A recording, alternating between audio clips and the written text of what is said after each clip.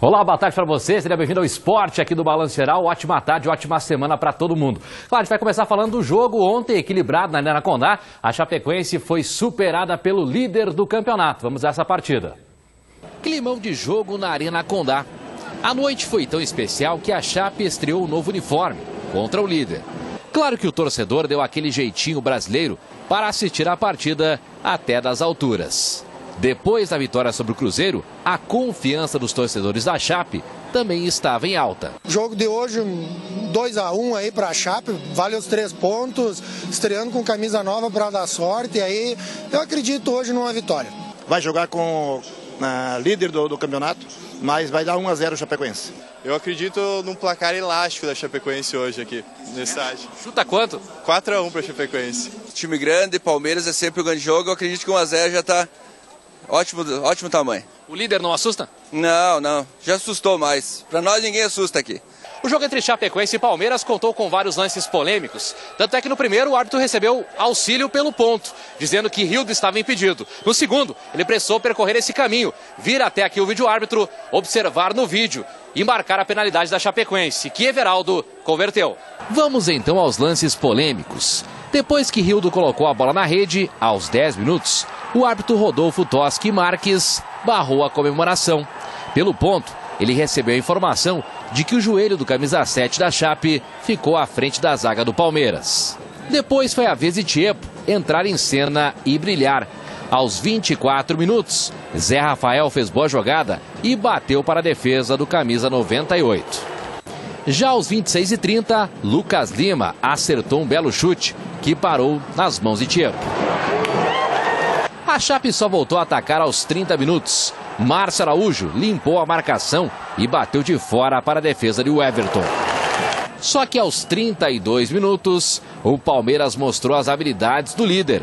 Dudu recebeu livre de Zé Rafael e tocou na saída de Tiepo. A Chapecoense não se abateu com o gol e aos 34 minutos, o VAR entrou novamente em cena. Em cobrança de falta, Bruno Pacheco cruzou, Gustavo Campanharo cabeceou e a bola bateu na mão do atacante Daverson do Palmeiras. A penalidade só foi confirmada para a Chape após a consulta do árbitro de vídeo. 2 minutos depois, Everaldo bateu e empatou o jogo. Quando a Chape conseguiu equilibrar o jogo, sofreu mais um gol. Aos 45 minutos, Marcos Rocha pegou de primeira e mandou bonito no ângulo de Tiepo, colocando o líder novamente na frente do placar. No segundo tempo, os 10.600 torcedores que estiveram na Arena Condá viram um festival de cartões amarelos e reclamações, com poucas chances de gol. Tentando melhorar o time, o técnico Ney Franco promoveu a estreia de 2 novos jogadores de uma só vez, o atacante Renato Kaiser e o meia Camilo. Camilo reestreou com grande apoio das arquibancadas e com a camisa 88, que era do eterno capitão Kleber Santana, uma das vítimas do acidente aéreo na Colômbia. Estou muito feliz com o retorno, mas não pelo resultado, né? Queria um resultado melhor para me festejar hoje, mas eu acho que mostramos que a gente pode ser capaz de mostrar muita coisa dentro do campeonato. Porém, dentro de campo, o time não conseguiu mexer no placar, que ficou no 2-1 para o Palmeiras. Principalmente no segundo tempo, a nossa equipe ela teve uma ligeira superioridade, mas o que vale é o resultado final. E eu acho que os nossos jogadores, né, vão para casa frustrados porque teve entrega, comportamento, comprometimento. E a gente sai daqui hoje queixando muito, pelo menos, a falta de um ponto. Disserem que jogou bonito? Não, ninguém jogou bonito. Mas foi um jogo guerreado, disputado. E a gente, com essa disputa, conseguiu mais uma vitória. Sérgio Barnaba, como é que tá, amigo? Tudo bem? Começando mais uma semaninha. Gostou do jogo ontem? Gostei do jogo. E o Felipão, que aliás está repercutindo muito nas redes sociais, no início da sua entrevista coletiva, elogiou muito Chapecó, a cidade de Chapecó. Aqui ele tem amigos, se sente em casa, né, e elogiou a Chapecó e a Chapecoense, né? Então, às vezes vem alguém de fora com uma outra visão e sai levando uma boa imagem da nossa cidade, isso é importante também. Antes de tu começar o comentário, então, Badava, vou pedir pro pessoal preparar a sonora, então, esse trecho que o Felipão falou aí. Falou muito bem de Chapecó, falou que é muito bem organizado, que é uma cidade limpa, foi dar aquela caminhada matinal dele e, inclusive, falou muito bem na entrevista coletiva. Acompanha aí. Aproveito a oportunidade para dizer a todo o pessoal de Chapecó, caminhei aqui pelas ruas, fiz a minha caminhada matinal, muito limpa a cidade, parabéns, muito bonita, e tomara e vou torcer sinceramente para que Chapecó permaneça na elite do futebol para visitá-la novamente. Tá aí, Luiz Felipe Escolar. É bacana. Sempre vamos pro ego, né? Quando alguém importante como é o Filipão faz um elogio público assim, gratuitamente à nossa cidade, a gente se sente feliz. Mas falando do jogo, foi um bom jogo de futebol. Chapecoense jogou de igual para igual com um gigante que é o Palmeiras, que é o líder do campeonato. Completou ontem 30 jogos invicto. Primeiro tempo, um jogaço de bola, ataques lá e cá. Chapecoense jogando com personalidade, com responsabilidade. Este gol, o pezinho do... Eu amaldiçoei, nós estávamos brincando aqui, eu amaldiçoei o coitado do Bandeirinha.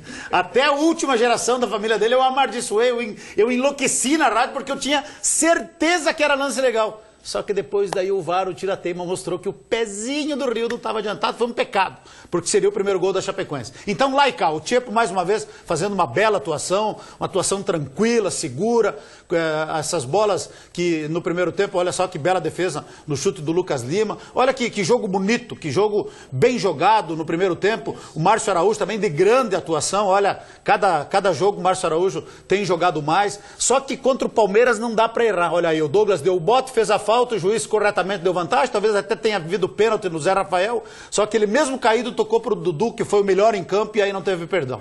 De perna esquerda, o Dudu fez 1-0. Mas isso não abalou a Chapecoense. Chapecoense continuou jogando com naturalidade e um pênalti desse, o árbitro Parnaense não precisava de VAR para ver que foi pênalti, né, gente? Isso aí era pênalti e cartão amarelo pro Daverson. No jogo do Grêmio, por muito menos, o pênalti cometido pelo Jeromel, o Jeromel levou cartão amarelo.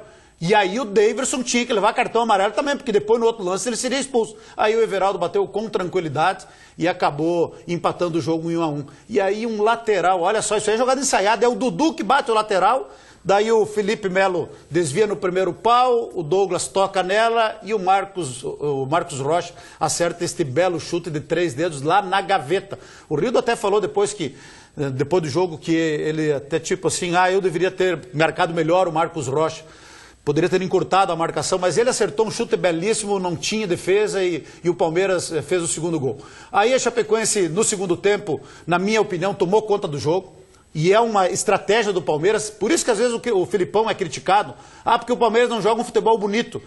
Mas é um futebol de resultado, é assim que está 30 jogos sem perder e na liderança do Campeonato Brasileiro. Porque no segundo tempo a Chapecoense é que propôs o jogo, o Palmeiras não tem vergonha de se defender, não tem vergonha de voltar aos 11 no campo de defesa para buscar apenas o contra-ataque.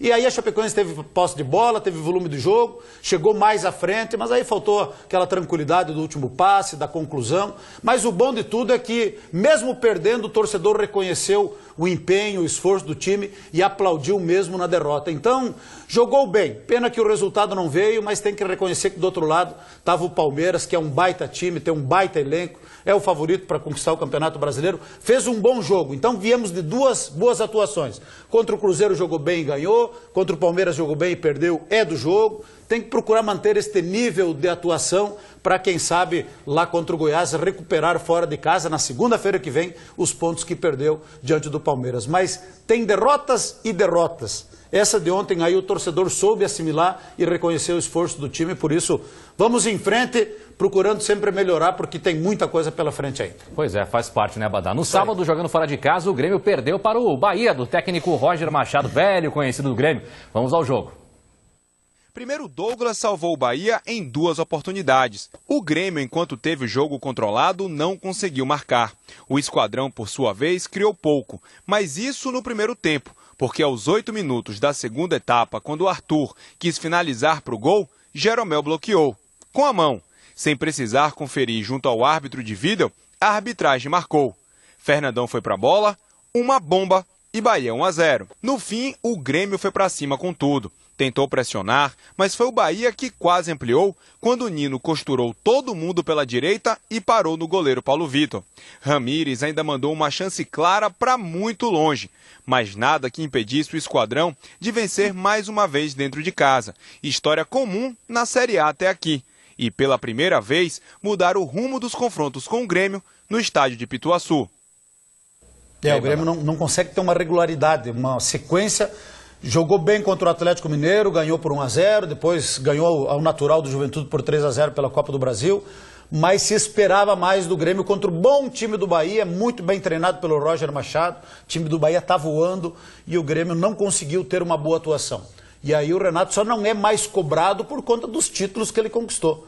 Conquistou 6 títulos em 30 meses, como ele sempre fala em quase todas as entrevistas, e é por causa desses títulos aí que o Renato não está sendo mais cobrado lá em Porto Alegre, porque é uma decepção a campanha do Grêmio no Campeonato Brasileiro, consegue sair da zona de rebaixamento. Já o Internacional recebeu o Avaí no estádio Beira-Rio, em casa, né, e venceu por 2-0. Com a vitória, o Colorado sobe para a quinta colocação, né, em quinto lugar o Internacional com 13 pontos, está lá em cima, na parte de cima da tabela de classificação. Vamos a esses gols. O duelo foi de opostos no Beira-Rio. De um lado, o Inter, 100% de aproveitamento em casa pelo Brasileirão, e do outro, o Avaí, na zona de rebaixamento da competição. Com a filosofia de não perder pontos em casa, Odair mandou o time completo a campo. E os titulares não decepcionaram. Primeiro, o artilheiro Guerreiro deixou o dele no início da segunda etapa. O peruano vai desfalcar o Inter por 1 mês, enquanto representa o seu país na Copa América. E depois dessa bela arrancada que nasceu no campo de defesa, o Inter deu uma aula de contra-ataque e o volante Edenilson garantiu os 3 pontos, com o 2-0 no placar. Aí o Internacional vencendo. Resultado absolutamente esperado. Se sabia do favoritismo do Internacional contra o Avaí, que em 7 jogos não ganhou nenhum até agora no Campeonato Brasileiro. Então o Inter fez o dever de casa e com mais uma vez atuação destacada do matador, Paulo Guerreiro. É isso aí, o Dair Helman achou o lugar do Paulo Guerreiro no time do Internacional. E o cara sabe fazer gols e está vivendo uma grande fase. Coisa que o Renato não consegue fazer, por exemplo, com o Diego Tardelli no Grêmio. Não achou um lugar para o Diego Tardelli jogar. Então, o Renato tem que rever algumas coisas lá. Mas o Dair Helman faz um bom trabalho. O Inter está jogando um futebol eficiente, consistente, de marcação, de ataque. E ontem somou mais 3 pontos que eram praticamente certos diante do Avaí, que continua na zona de rebaixamento. Pois é, falando de zona de rebaixamento, vou dar aquela espiada na classificação agora, Badá, pra gente poder conferir aqui. O Palmeiras é líder da competição, tá sobrando. É o Palmeiras que tem ainda aqueles 3 pontos, tá na justiça contra o Botafogo. Aquilo ali vai dar um rolo, né, cara? Porque é erro de protocolo. O que o Botafogo tá alegando e com razão? Que o árbitro mandou cobrar o escanteio e depois do escanteio cobrado ele mandou parar o jogo e voltou atrás e reviu para rever o lance no pênalti que ele acabou marcando pro Palmeiras. Isso aí é erro grave. E aí pode dar confusão. Aí o Palmeiras líder com 16, né, com os 3 pontos confiscados, está na justiça aí contra o Botafogo, como o Badá estava explicando. Atlético Mineiro segundo com 15, Atlético goleou ontem, né, o CSA. Santos terceiro com 14, quarto Flamengo 13, quinto Internacional com 13 também. Até aqui, Badá, dá para... Não, tranquilo. Nenhuma surpresa, né? O que eu falo para os amigos no bate-papo, eu falo aqui. Para mim, os 2 times que mais estão jogando futebol no momento desses aqui, Palmeiras e Internacional. Atlético, Santos e Flamengo não estão jogando tudo aquilo que podem e precisam. Agora, Palmeiras e Internacional são os 2 times que estão jogando o melhor futebol nesse momento no Campeonato Brasileiro, é a minha opinião. Aí vem Bahia, Botafogo, São Paulo, Corinthians e Atlético Paranaense. Acho que a surpresa até aqui, o Bahia ali, né? Bahia. Tá jogando muito Mas bem. Mas não é tanto surpresa assim, cara. Naquele prognóstico que a gente faz de início de campeonato, alguns queriam colocar o Bahia como candidato a rebaixamento. Digo, esqueçam. Os caras têm estrutura, têm café no bule. E tá fazendo uma baita campanha e classificado, inclusive, para as oitavas, para as quartas de final da Copa do Brasil. A segunda parte da tabela, 11º Ceará, 12º Goiás, 13ª Chapecoense com 7, está ali próximo ao Z4, mas está ali numa situação até por enquanto cômoda ao Verdão. 14º Fortaleza com 7, 15º Cruzeiro com 7, 16º Fluminense com 6 e aí entramos no Z4, né, Badá? CSA, Grêmio, Avaí e Vasco. O Vasco fazendo um campeonato realmente bem abaixo, né? Não consegue decolar e a gente continua acreditando, imaginando que quem tem potencial para sair daqui é o Grêmio. Agora CSA, Avaí e Vasco, olha, estão numa situação muito complicada. Chapecoense tem mais 2 jogos agora, antes da parada da Copa América. Joga segunda-feira contra o Goiás, lá em Goiás, e depois joga na quinta-feira da semana que vem contra o Fluminense aqui.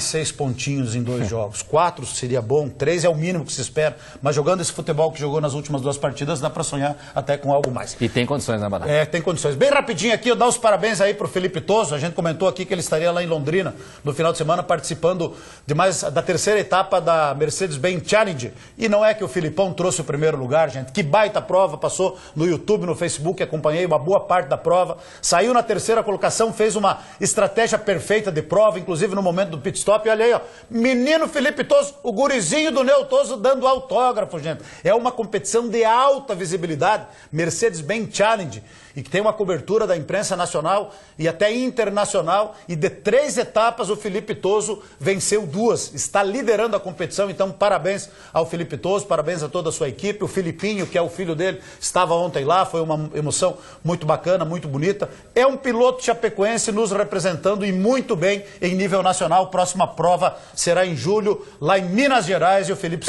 Toso com a sua equipe certamente vai muito forte aí para buscar mais um resultado positivo. Parabéns, Felipe Toso e toda a